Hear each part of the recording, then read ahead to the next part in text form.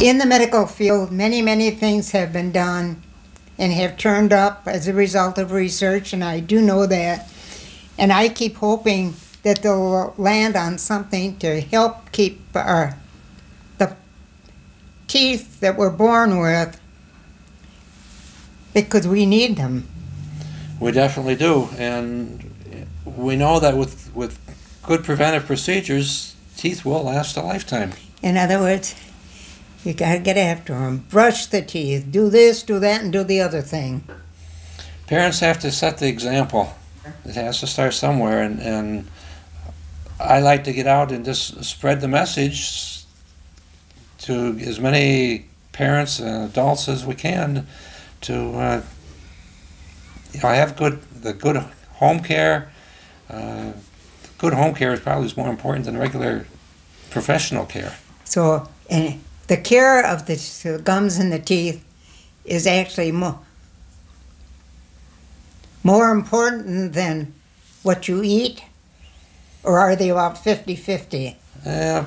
Probably 50-50 would be a good way to put it.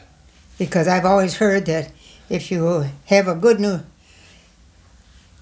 diet, and it doesn't mean that you can't have sweets and whatnot, it's just that you don't live on them.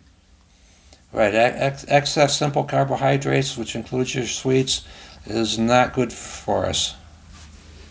And I know some of the producers of candies and sweets are going to say, you don't know what you're talking about. But unfortunately for them, you do. And it comes back to, don't make it bigger and better, keep it simple. I won't give you the following word that goes along with that saying, but studies several years ago showed that the average American was getting over 150 pounds of sugar a year. That much? That much. Holy smoke. You read the labels on a lot of your packaged goods. I have learned, sir. You know, they're adding sugar in there that's hidden. And I often read the package, what it says, and it goes back on the shelf. This is why I say keep it simple. I look back at what my mother and father taught me, and I look back at what my mother-in-law and father-in-law taught me. One living in the city, one living in the country. But both of them could keep to the simple, do-it-yourself, don't take it out of the package. Cook from scratch. Right, and talking about simple, you know, for sleep apnea, simple treatment can be better. For the last 30 years, CPAP or BiPAP machine is what's been used to treat sleep apnea. But the compliance with using it is not very good. Studies show between 30 and 50% of individuals are still using it after about 1 year. And when they say compliance, they mean using it 4.5 hours a night, 5 nights a week.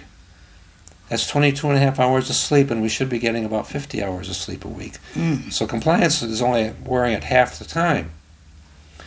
And it was partly for this reason that the American Academy of Sleep Medicine 6 years ago came out and made the statement that for mild and moderate sleep apnea, or somebody that has severe and can't or won't use the CPAP machine, a dental appliance can be the treatment of choice. And where individuals are selected appropriately, the compliance is around 90 to 95%. You know, with severe sleep apnea, a dental appliance isn't as good. CPAP is definitely going to be better for those individuals, but if they're not going to wear it or can't wear it, then a dental appliance is certainly better than nothing. Well, we're going to take a short break now, and we will be back with James Donley, so hold tight. This program is sponsored in part by